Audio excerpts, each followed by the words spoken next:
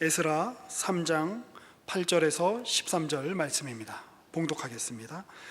예루살렘에 있는 하나님의 성전에 이른 지 2년 둘째 달에 스알디엘의 아들 스룹바벨과 요사닥의 아들 예수아와 다른 형제 제사장들과 레위 사람들과 무릇 사로잡혔다가 예루살렘에 돌아온 자들이 공사를 시작하고 20세 이상의 레위 사람들을 세워 여호와의 성전 공사를 감독하게 하며, 이에 예수아와 그의 아들들과 그의 형제들과 감미엘과 그의 아들들과 유다 자손과 헤나닷 자손과 그의 형제 레위 사람들이 일제히 일어나 하나님의 성전 일꾼들을 감독하니라.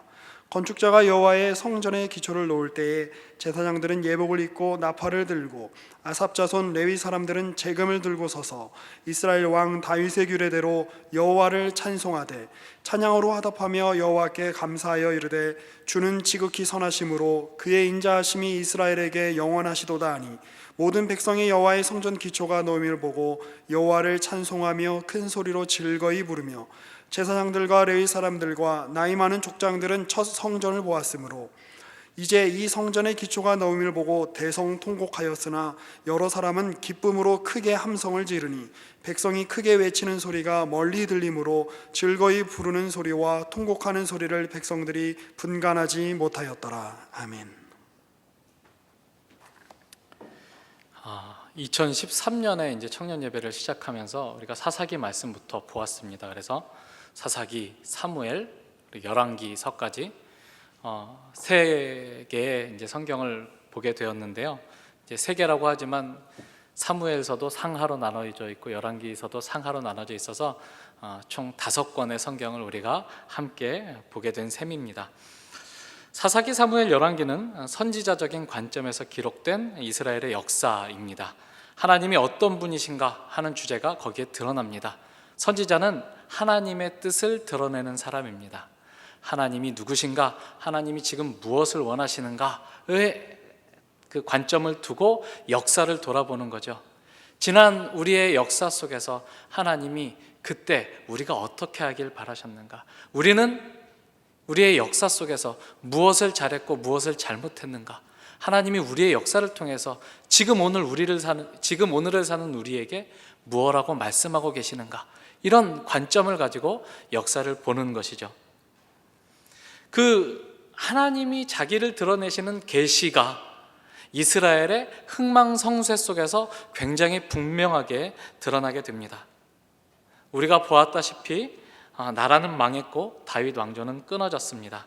하나님께서 선조들에게 약속했던 땅, 그 가나안에서 이스라엘 백성들은 축출되어서 뿔뿔이 흩어지고 많은 사람들이 포로로서 사로잡혀가 국가로서의 이스라엘의 역사는 이제 끝났다라는 지경에까지 이르게 됩니다. 그러나 하나님은 계속해서 말씀하십니다. 이스라엘의 역사 기록은 거기서 멈춰졌지만 하나님은 선지자들을 통해서 계속해서 말씀하십니다.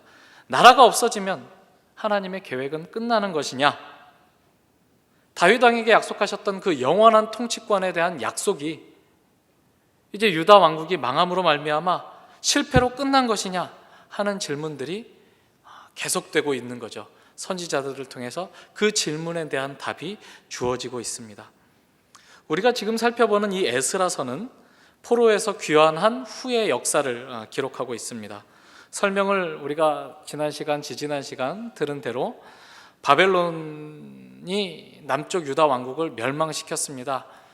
그때만 해도 고대 근동세계에서 바벨론을 뒤집을 나라는 이른 시기에 나올 거라고 생각되지 않았던 때였습니다. 그러나 굉장히 빠른 시간 안에 페르시아라는 대제국이 일어나서 바벨론을 집어삼킵니다. 그래서 고레스라는 페르시아의 왕이 바벨론을 뒤집어 엎고 그 나라를 얻어서 이제 페르시아 제국이 고대 근동의 패권을 차지하게 되는 역사가 일어나게 되죠. 그리고 그 페르시아의 고레스가 취했던 정책은 포로로 사로잡혀 왔던 모든 나라의 백성들을 본국으로 돌려보내 그 본국에서 자기들이 원래 섬기던 신을 섬기게 하는 그런 정책을 취합니다. 고레스는 자기의 어떤 정치적인 결단에 따라서 바벨론에 사로잡혀 있었던 포로들을 본국으로 돌려보내고, 그들이 사로잡혀 올 때 함께 사로잡혀 왔던 그들이 섬기던 신전의 신상들과 또 중요한 보물들을 되돌려 보내서 다시 신전을 건축하고, 각각의 민족이 각각의 신들에게 페르시아 제국의 왕 고레스를 위하여 축복을 빌어달라고 요청을 합니다. 여러 가지 계산이 깔린 정책이었죠. 그들이 돌아가서 각 본국에서 페르시아 제국과 고레스 왕에 대한 호의를 가지고 봉사함으로 말미암아 지방에 흩어져 있는, 언제든지 반란이 일어날 수 있는 중앙으로부터 먼 지방의 민족들의 결속력을 도모하고 충성을 도모하는 굉장히 고단수의 정치력을 지금 구사하고 있는 것입니다. 그러나 성경은 그가 정치적인 어떤 판단에 의해서 이스라엘 백성들을 고국으로 돌려보냈다라고 하지 않고, 하나님이 그의 마음을 감동시키셔서 이스라엘 백성들로 하여금, 유다 왕국의 그 포로들, 유대인들로 하여금 본국으로 돌아가게 하셨다라고 기록하고 있습니다. 하나님은 참 신기한 하나님이시라서 기적을 베푸시는데, 하나님이 베푸시는 그 기적은 추적해보면 그 기적이 일어날 수밖에 없는 아주 자연적인 상황들이 모여져서 그 기적이 일어나는 것으로 보입니다.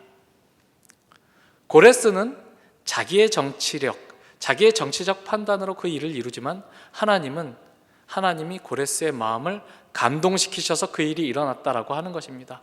누구보다도 이스라엘 백성들은 그 말씀을 굉장히 무겁게 그리고 기쁘게 받아들일 수 있었을 것입니다. 왜냐하면 다른 민족들은 어땠는지 모르겠지만 유대인들에게는 선지자들이 있어서 그 나라가 멸망할 때, 바벨론이 남유다 왕국을 무너뜨리고 예루살렘 성전을 회파했을 때 이미 하나님께서 이 나라를 70년에 다시 회복시키실 것이다, 너희들이 사로잡혀 갔던 그 땅에서 다시 돌이키실 것이다 라는 예언을 선지자들을 통해서 주셨기 때문이죠.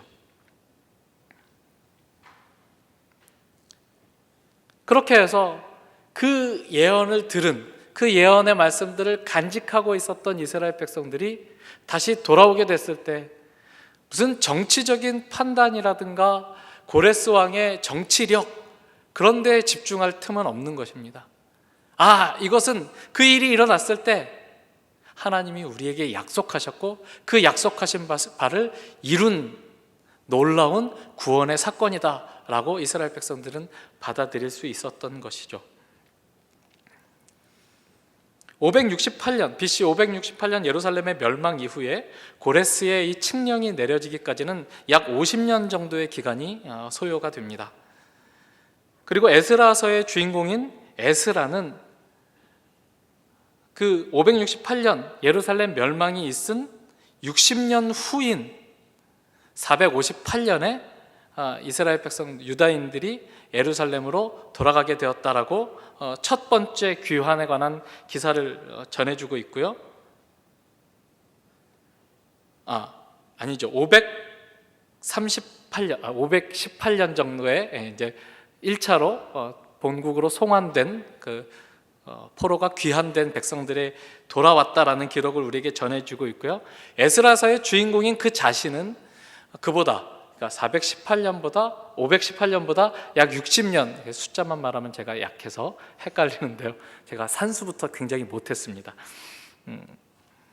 그보다도 60년 더 지나서 BC 458년에야 에스라 자신은 유대 땅으로 돌아오게 되고, 에스라서와 붙어 있어서 한 권의 책으로 여겨지고 있는 느헤미야는 그것보다 13년 후에 본국으로 돌아오게 됩니다. 그러니까 페르시아에서, 그러니까 바벨론 지역에서 예루살렘으로 포로가 귀환하는 일은 한 차례에 그친 것이 아니라 여러 차례에 걸쳐서 이루어진 일이라고 우리가 확인할 수 있게 되는 것이죠. 최소한 50년이 지나고 나서야 예루살렘으로 돌아오는 일이 발생합니다. 그러면 생각해 봅시다. 한 세대를 30년으로 잡는다면 예루살렘의 멸망을 경험한 사람의 가족으로서도 약 한 세대가 지나고 나서야 한 세대 이상이 지나고 나서야 비로소 예루살렘으로 돌아오게 되는 일이 생기는 것이죠. 본인이 사로잡혀갔던 그 바벨론 땅에서 돌아온 경우는 굉장히 적었을 것입니다. 최소한 20살 이상이 된 성인이 사로잡혀간 경우에는 70 이상 된 노인으로 돌아왔을 것이고, 대다수의 포로 귀환한 백성들은, 그 예루살렘을 재건하기 위해서 돌아온 힘 있는 사람들은 바벨론 지역에서 태어났던 사람들이 대부분이었을 거라고 우리가 추론할 수 있게 되죠. 더구나 이 첫 세대 말고 에스라, 느헤미야 세대에 이르면 약 그 포로로 사로잡혀가서 거기에서 4세대, 5세대가 지나고 난 사람들이 예루살렘으로 돌아오게 되는 것입니다. 그러면 우리가 궁금하죠. 그 50년이라는 세월은 짧은 세월이 아닙니다. 더구나 여러분들이 바벨론이라는 데서 나고 자라서 성인이 되었다면 바벨론은 내 고향이 되는 것입니다. 아무리 부모들이 우리는 유대인이고 우리에게는 돌아가야 할 도성 예루살렘이 있다라고 가르쳐도 돌아가야 될 그 예루살렘이 고향이 아니라 자기가 나고 자란 곳이 고향이 되는 거죠. 하물며 4세대, 5세대가 지난 경우에야 오죽했겠습니까? 그런데 그 사람들이 왜 도대체 예루살렘으로 돌아오기로 결심했던 것일까요? 그 사람들을 그들이 살았던 고향과 같은 땅 바벨론에서 예루살렘으로 돌아오게 만들었던, 그들로 하여금 돌아오게 만들었던 그 정체성은 어떻게 생겨난 것인가? 포로가 된 신분으로서 바벨론에서 살던 유대인들이 어떻게 자신들의 정체성을 유지할 수 있었을까? 그리고 거기에서 어떤 일이 일어났을까? 우리가 생각해 봐야 될 필요가 있습니다. 그리고 이 부분에 대해서 우리가 알고 싶다면 우리는 그 포로기에 쓰여졌던 선지서들을 참고해야만 할 것입니다. 포로기의 선지서는 대표적으로 에스겔서를 들 수가 있습니다. 다니엘서도 이제 에스겔, 다니엘, 이게 포로기의 선지서라고 우리가 알고 있지만 이스라엘 사람들이, 히브리 민족들이 선지서라고 생각했었던 범주에는 에스겔서만이 들어가기 때문에 에스겔서의 말씀들을 위주로 살펴보겠습니다. 그리고 에스겔 전에 예레미야도 주로 이제 예루살렘의 멸망이라는 주제로 예언을 베풀었지만, 그러나 예레미야야말로 70년 후에 사로잡혀간 이후에 70년이 지나고 나면 다시 예루살렘으로 돌아올 것이다라는 구체적인 기한을 두고 예루살렘으로의 포로 귀환을 예언한 예언자이기 때문에 그의 말씀도, 그 예레미야서에서의 말씀도 우리가 염두에 두어야 될 것입니다. 그리고 그 예레미야 선지자의 예언을 염두에 두고 에스겔서의 말씀을 우리가 보면 에스겔서의 예언은 모든 예언서가 그렇게 되어 있지만 전반부는 그 피할 수 없는 멸망에 관한 예언들입니다.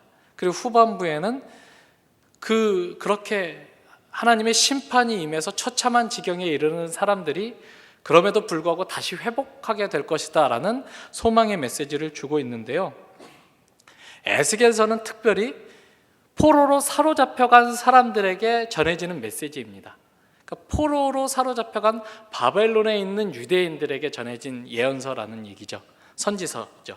하나님이 포로로 사로잡혀간 그들에게는 무엇을 원했는가?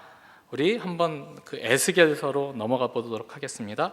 에스겔서 11장입니다. 에스겔서 11장 16절입니다. 구약성경 1164페이지 에스겔서 11장 16절 17절의 말씀. 그런즉 너는 말하기를 주 여호와의 말씀에 내가 비록 그들을 멀리 이방인 가운데로 쫓아내어 여러 나라에 흩었으나 그들이 도달한 나라들에서 내가 잠깐 그들에게 성소가 되리라 하셨다 하고, 너는 또 말하기를 주 여호와의 말씀에 내가 너희를 만민 가운데에서 모으며 너희를 흩은 여러 나라 가운데서 모아내고 이스라엘 땅을 너희에게 주리라 하셨다 하라 라고 이제 에스겔에게 말씀하시는 내용입니다. 이스라엘은 범죄해서 하나님은 이스라엘 백성들과 함께 하시는 것을 포기하십니다. 그것이 이제 에스겔서 8장부터 9장, 10장, 11장에 걸쳐서 나오는 이야기인데요. 하나님의 성전 안에서조차 얼마나 우상 숭배가 횡행하고 있었는지에 대한 하나님이 보여주시는 환상입니다. 하나님이 임재하고 계시는, 그들과 함께 거하시는 그 성소에서 우상 숭배가 행해지고 있기 때문에 하나님은 더 이상 그들과 함께 할 수 없다. 그래서 나는 이 성전도 버리고 예루살렘을 떠난다 하고 하나님의 영광이 성전에서 떠나 예루살렘 동편 산에 머무는 것으로 이 말씀이 끝이 나는데요. 그렇게 하나님의 영광이 떠나자 곧 하나님이 자리를 비운 그 자리를 바벨론의 느부갓네살이 와서 뒤집어 엎고 심판을 행하는 것이죠. 그리고 이제 이스라엘 백성들은 온 이방 나라의 산산이 뿔뿔이 흩어지게 됩니다. 그러나 하나님이 무슨 약속을 주냐면, 하나님 이렇게 이대로 이스라엘 백성들을 이 땅에서 멸절하게 두실 겁니까? 라는 에스겔의 그 호소에, 질문에 대답하는 것이죠. 제가 읽었던 본문의 말씀으로. 그런즉 다 흩어져서 여러 나라에 사로잡혀 갈 것이겠지만 거기서 내가 그들에게 잠깐 성소가 되어줄 것이다 라고 말씀하십니다. 거기서 그들에게 내가 잠깐 성소가 되리라는 말씀이 무엇입니까? 성소란 하나님의 임재를 상징하는 것이고, 거기서 내가 그들에게 성소가 된다라는 말은 그들이 사로잡혀간 거기에서도 내가 그들과 함께 거하겠다라는 뜻입니다. 하나님이 이스라엘 백성들을 버린 것 아니다. 너희들 그것으로 끝난 것 아니다. 너희들이 사로잡혀서 뿔뿔이 흩어지겠지만 내가 너희와 함께 하겠다라고 에스겔서에게 그 메시지를 주고 있는 거죠. 이 메시지를 바벨론에 사로잡혀간 그 포로들이 듣는 것입니다. 얼마나 가슴에 큰 위안이 됐을까요? 그러나 심판은 행해지고 그들이 기대하고 있었던, 아직 이제 에스겔의 그 심판의 메시지를 듣는 포로들은 예루살렘이 멸망하기 전에 포로로 잡혀간 사람들이었기 때문에 어떤 희망이 있냐면, 아직 예루살렘과 예루살렘 성전이 무너지지 않았기 때문에 소망이 있다. 우리가 열심히 기도하고 소망의 끈을 놓지 않으면 예루살렘 성전에 거하시는 하나님이 그 나라를 다시 회복하실 것이다 라는 기대가 있는 거예요. 그러나 하나님이 에스겔의 환상을 통해서 너희들이 기대하고 있는 그 성전은 이미 우상 숭배로 더럽혀졌고 나는 너희들의 기대와는 달리 예루살렘 성전을 무너뜨릴 것이다, 이렇게 말하고 있는 거거든요. 그리고 예루살렘 성전에만 내가 있는 것이 아니라 너희들이 사로잡혀 나간 여러 나라에 내가 성소가 따로 없어도 그들에게 성소가 되어 그들과 함께 거할 것이다, 이렇게 하나님이 그들의 시각을 뒤집어서 가르쳐주고 있는 거죠. 에스겔의 비전은 거기에서 그치지 않습니다. 하나님이 포로로 사로잡혀 있는 우리와 함께 하신대 에서 그치는 것이 아니라 더 나아가죠. 하나님이 이 포로를 영원히 지속되게 하지 않을 것이다, 회복시켜 주실 것이다 라는 말씀으로 이어집니다. 우리가 16절과 17절을 읽어서 17절에 바로 그 내용이 나오지만 37장으로 가면 훨씬 더 분명하게 나오죠. 에스겔에서 다 몰라도 37장은 거의 대부분 아는 내용입니다. 무슨 내용이 나오죠? 마른 뼈가 살아나는 환상. 에스겔에서 37장으로 넘어가시죠. 1210페이지. 여호와께서 권능으로 내게 임하시고 그의 영으로 나를 데리고 가서 골짜기 가운데 두셨는데 거기 뼈가 가득하더라. 나를 그 뼈 사방으로 지나가게 하시기로 본즉 그 골짜기 지면에 뼈가 심이 많고 아주 말랐더라. 그가 내게 이르시되 인자야 이 뼈들이 능히 살 수 있겠느냐 하시기로 내가 대답하되 주 여호와여 주께서 아시나이다. 또 내게 이르시되 너는 이 모든 뼈에게 대하여 이르기를 너희 마른 뼈들아 여호와의 말씀을 들을지어다. 주 여호와께서 이 뼈들에게 이같이 말씀하시기를 내가 생기를 너희에게 들어가게 하리니 너희가 살아나리라. 너희 위에 힘줄을 두고 살을 입히고 가죽으로 덮고 너희 속에 생기를 넣으리니 너희가 살아나리라. 또 내가 여호와인 줄 너희가 알리라 하셨다 하라. 하나님이 그 뼈다귀들에게 예언하라고 에스겔에게 말씀하십니다. 에스겔에게 먼저 질문을 하시죠. 에스겔아, 뼈들을 보느냐? 네, 봅니다. 어떠냐? 아주 말라가지고 백골이 되었습니다. 이게 살아날 수 있겠느냐? 에스겔의 대답이 우리 수준이죠. 네, 하나님 믿습니다. 이렇게 못하는 거예요. 왜? 살아날 수가 없거든요. 이 뼈다구가 일어나서 사람이 될 수가 없거든요. 주 여호와여, 주께서 아십니다. 저한테 묻지 마세요, 하나님. 저는 모릅니다. 하나님은 아시겠죠. 그리고 하나님이 명령하시는 겁니다. 그리고 7절 이에 내가 명령을 따라 대언하니 대언할 때 소리가 나고 움직이며 이 뼈 저 뼈가 들어맞아 뼈들이 서로 연결되더라. 내가 또 보니 그 뼈에 힘줄이 생기고 살이 오르며 그 위에 가죽이 덮이나 그 속에 생기는 없더라. 또 내게 이르시되 인자야 너는 생기를 향하여 대언하라. 생기에게 대언하여 이르기를 주 여호와께서 이같이 말씀하시기를 생기야 사방에서부터 와서 이 죽음을 당한 자에게 불어서 살아나게 하셨다 하라. 이에 내가 그 명령대로 대언하였더니 생기가 그들에게 들어가며 그들이 곧 살아나서 일어나 서는데 극히 큰 군대더라. 마른 뼈가 살아나 극히 큰 군대가 되는 이 놀라운 역전, 이 놀라운 기적. A에서 B가 도출되는데 도저히 연결될 수 없는 그 연결 지점에 뭐가 있습니까? 여호와의 말씀이 있는 거죠. 하나님의 의지, 하나님의 계획, 하나님의 뜻이 거기에 있는 겁니다. 그 뜻이 이루어지는 비전을 하나님께서 에스겔에게 보여주시죠. 에스겔의 메시지는 포로된 유대인들에게는 매우 영향력이 큰 예언의 말씀이었을 것입니다. 그를 통해서 이 예언의 말씀이 전해졌을 때 모두가 정말 그런 일이 일어날까?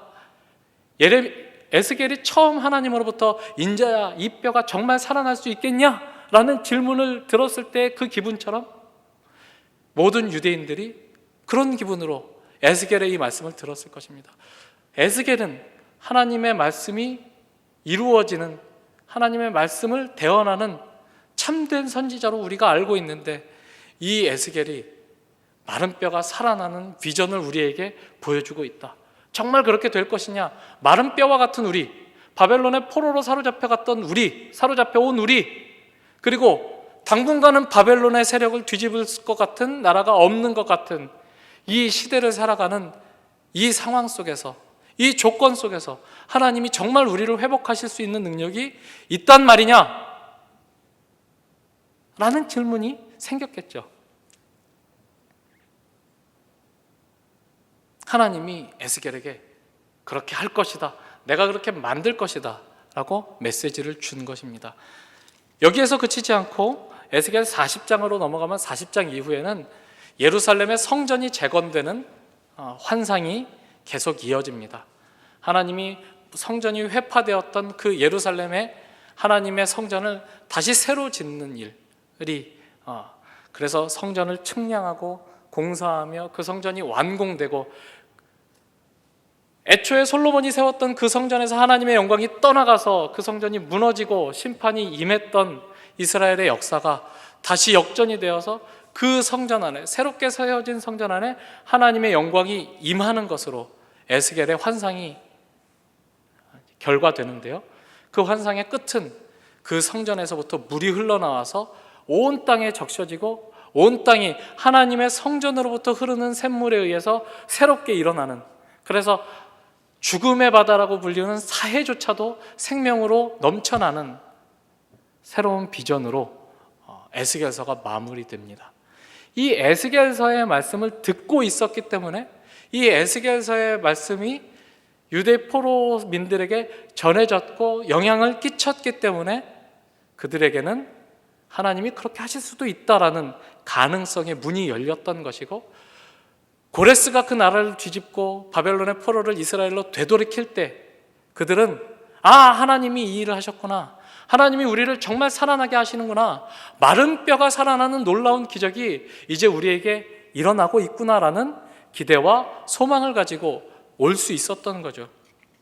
그랬기 때문에 포로가 되어서 사로잡혀간 땅에서 짧게는 5, 60년이 지나고 길게는 130, 40년이 지나고 나서도 여전히 그들에게 고향 같은 유대 땅보다 훨씬 더 비옥하고 살기 좋은 메소포타미아 문명의 발상지 그 바벨론을 떠나 그보다는 척박하지만 하나님이 약속을 주신 땅, 그보다는 좀 못하지만 하나님이 택하신 거룩한 산이 있는 곳으로 유대인들이 돌아오는 거죠. 그렇게 돌아온 유대인들에게 가장 중요한 일이 무엇이었을까요?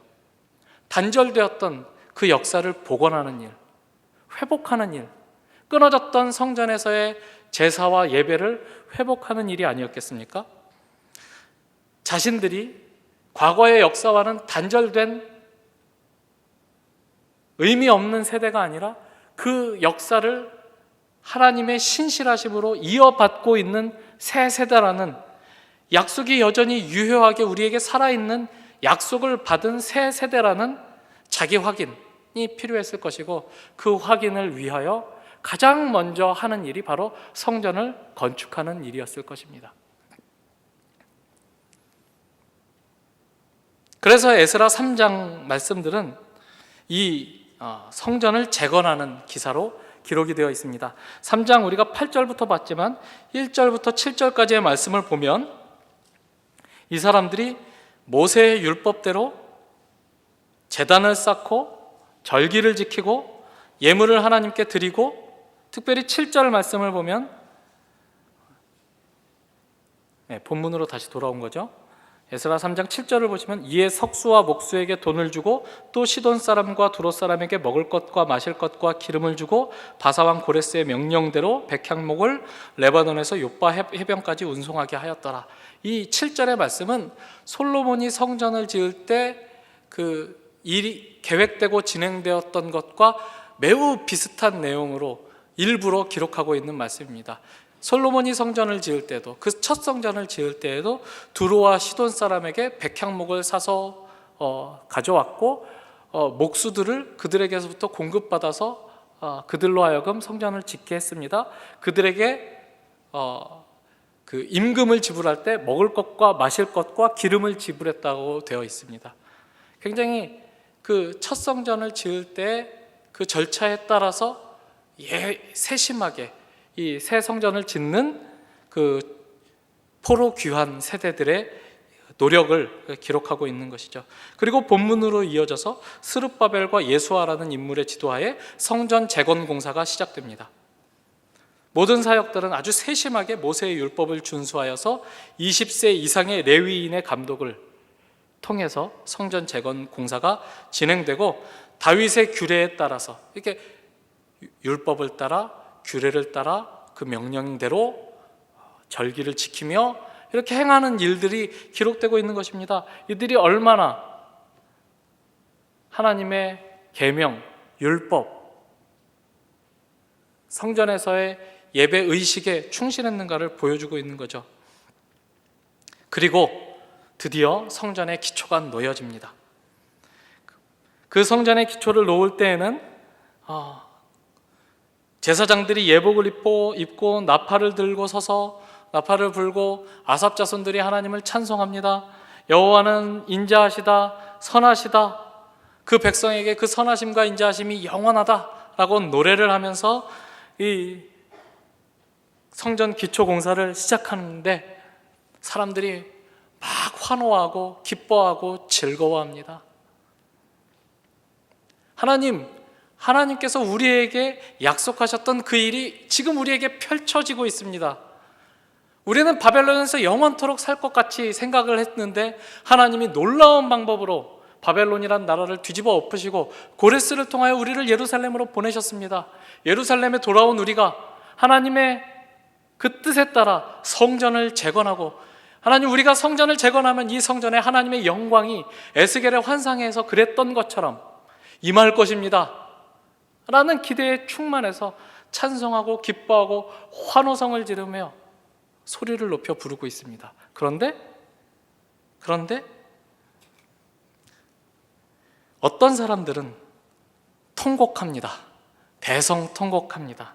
어떤 사람들이 대성통곡하죠? 12절에 제사장들과 레위 사람들과 나이 많은 족장들은 첫 성전을 보았으므로, 제사장과 레위 사람들이 다 성전을 보았다라는 것이 아니라 제사장과 레위 사람들 중에 나이 많은 그 원로들이 솔로몬의 성전을 보았던 사람들이 이 성전의 기초가 놓인 것을 보니 얼마나 안심했겠습니까?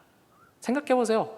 솔로몬이 성전을 지었을 때 그때 이스라엘의 국력과 이 포로에서 귀환하여 온 사람들이 성전을 지을 때 그들이 가지고 있었던 힘을 비교해 보면 쉽게 비교가 되죠.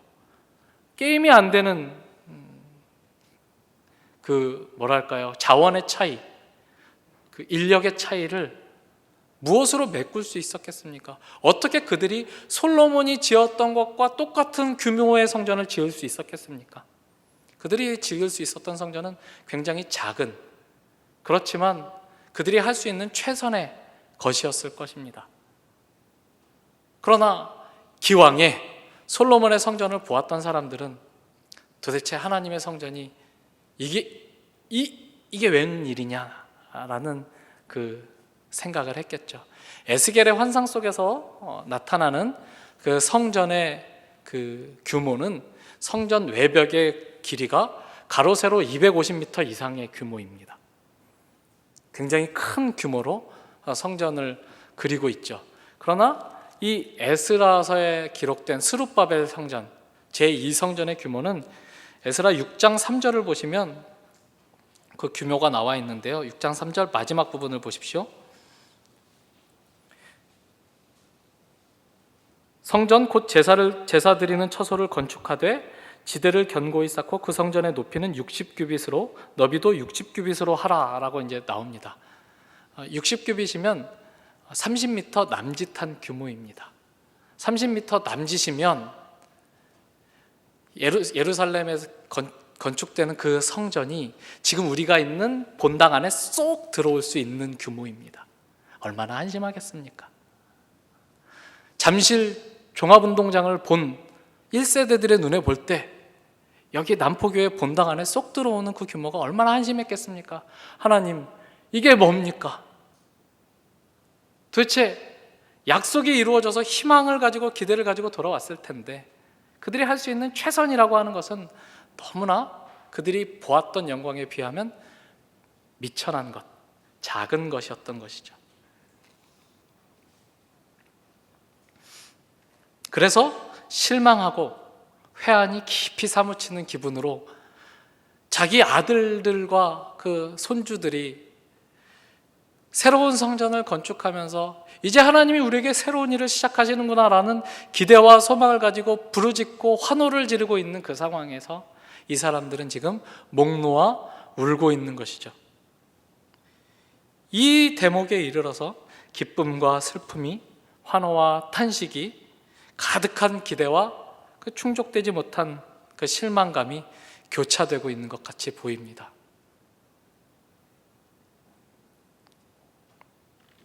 지금 포로에서 귀환한 유대인들은 약속의 성취를 경험하고 있는 중입니다. 포로에서 귀환을 했고 성전을 재건하고 있는 중이죠. 그러나 그들이 할 수 있는 것은 그들의 조상들이 했던 것보다는 못한 것이었음이 분명합니다. 그래서 우는 사람이 있고 실망한 사람이 있죠. 굉장히 김 빠지는 일이었을 것입니다. 우리는 최선을 다해서 열심으로 하나님의 성전을 건축하고 있는데 첫 성전을 보았던 어르신들이 뒤에서 아이고 이게 뭐냐, 이게 말이 되냐 하고 울고 그냥 가만히 울고 있는 것도 아니고 대성통곡을 해서 멀리서 들으면 웃음소리인지 울음소리인지 분간하지 못할 정도의 그런 통곡을 하고 있는 것을 보면 굉장히 김 빠지는 모습으로 역사를 그 사람들이 탄식을 했었던 것으로 보이는데요. 그러나 대다수의 귀환자들, 솔로몬 성전이 어떻게 생겼는지 자체를 보지 못했던 사람들은 이것이 우리가 할 수 있는 최선이다 라는 확신 속에서, 하나님이 이 일을 기뻐하실 것이다 라는 확신 속에서 그 일을 진행해 가고 있는 것입니다. 저는 이 대목에서 이제 한국교회가 맞이하게 될 멀지 않은 미래의 모습이 그려집니다. 우리는 그 다음 세대, 마치 포로에서 돌아왔는데 솔로몬 성전은 본 적이 없는 세대, 같을지 모릅니다. 아니면 우리야말로 어쩌면 그 솔로몬의 성전을 마지막으로 본 세대와 같이 될지도 모릅니다. 하나님은 규모야 아무래도 상관없습니다. 외관이야 최선을 다하는 그것으로 족할 것입니다. 하나님이 약속을 이루셨고 그 약속을 이루셔서 당신의 백성을 다시 돌아오게 하셨습니다. 돌아온 그 사람들은 이제 끊어졌던 예배, 하나님이 기뻐하시는 제사를 다시 드릴 수 있다는 기쁨으로 가득 차서 그들이 할 수 있는 최선을 다해서 일을 하고 있습니다. 그런데 옛날만 못하다고, 예전엔 안 그랬었다고, 예전엔 이 큰 예배당에 사람들이 그득그득 들어찼었다고, 우리가 이 큰 예배당에서 예배를 무려 4분나 드렸다고 말하는 사람들, 그렇게 실망하는 사람들, 그렇게 힘을 빼는 사람들이 우리가 될 수도 있을 것입니다. 아니요, 하나님은 그런 것에 마음 쓰지 않으십니다. 바른 예배가 드려지느냐, 하나님을 향한 마음이 합당하냐, 하나님을 향해 자기가 드릴 수 있는 최선으로 하는 그것을 하나님이 기뻐하시겠죠. 그것은 부흥을 경험했었던 세대가 보기에는 너무나 작은 것, 초라한 것, 그럴지 모르겠습니다. 그러나 이 에스라서의 귀환한 백성들이 그랬던 것처럼 우리도 우리가 처한 현실을 부정할 수는 없습니다. 지금 여기가 하나님이 역사하셔서 우리를 이끌어 오신 자리이고 우리는 여기를 출발점으로 삼을 수밖에 없는 것입니다. 그들이 어떻게 솔로몬 성전을 다시 재건할 수 있었겠습니까? 그들이 할 수 있는 최선을 한 것이죠. 우리도 우리가 있는 자리에서 최선을 다하는 모습으로 하나님을 예배하고 한국교회를 짊어지고 가야 될 것입니다. 그것이 어떤 어른들의 기대와 같지 못하다 할지라도, 그래서 그 어른들이 탄식하고 한심해하고 우리의 힘을 빼는 일이 있다 할지라도 우리는 우리에게 맡겨진 길을 걸어가야 되는 것입니다. 우리가 할 수 있는 만큼 최선을 다해서 성전을 짓고 하나님께 예배하는 일을 회복하는 그 일들을 해야 되는 것이죠. 그들은 지금 하나님의 뜻에 따라 하나님이 은혜를 베풀어 주셔서 지금 여기 하나님을 예배하는 곳에 이르는 사람들입니다. 그들이 베풀어 주신 구원과 그 은혜에 감사하여서 자신이 힘닿는 최선을 다해서 성전을 건축하고 있고 자기들이 하는 그 일로 말미암아 하나님이 기뻐하시리라는 확신 속에서 이 일들을 이루어가고 있습니다. 여러분, 우리는 그 다음 세대입니다.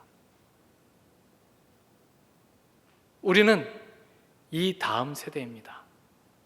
우리가 처한 상황, 우리가 가지고 있는 자원, 이런 것들은 옛날과 다를 수 있습니다.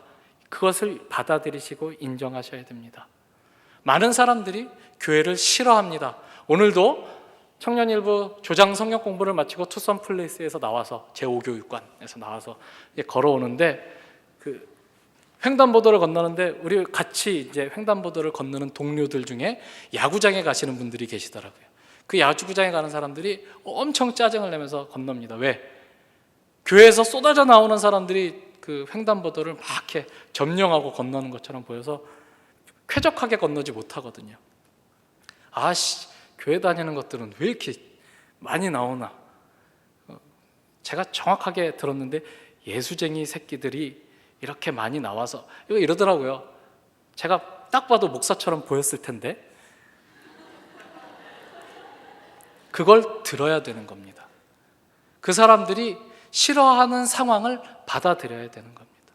거기서 우리의 몫이 출발하는 것입니다.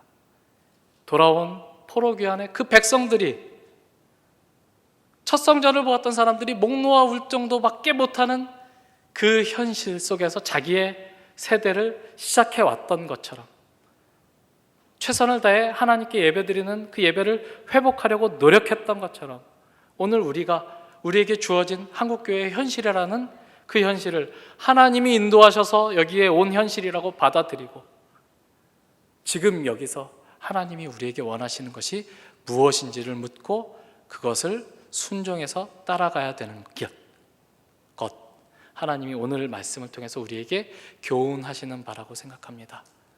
힘내서 오늘 우리에게 처한 한국교회의 현실을 부정하지 마시고 하나님이 인도하셔서 여기에 와 있는 거라고 받아들이시고 하나님의 뜻이 무엇인지를 구하고 하나님이 가르쳐 주신 대로 최선을 다하는 여러분과 제가 되시기를 바랍니다. 기도하겠습니다. 하나님 아버지, 감사합니다. 하나님이 놀라운 일들을 행하셔서 이스라엘 백성들을 그 포로된 데서 돌이키셨을 때 그들이 맞이한 현실이 생각만 못했던 것을 우리가 되돌아봅니다.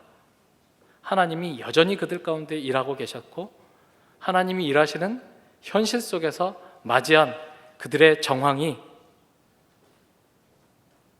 만족스럽지 못했던 것일지라도 거기에서 최선을 다했던 포로 후 귀한 세대의 모습을 보며 우리가 도전을 받습니다. 하나님, 한국교회가 어떠니 저쩌니, 이 나라 이 사회가 어떠니 저쩌니 하는 원망 섞인 말들을 내뱉는 것이 아니라 하나님이 인도하신 현실이라고 받아들이고 여기에서 우리의 몫을 찾아내고 감당하는 믿음의 사람으로 설 수 있도록 우리의 믿음을 지켜주십시오.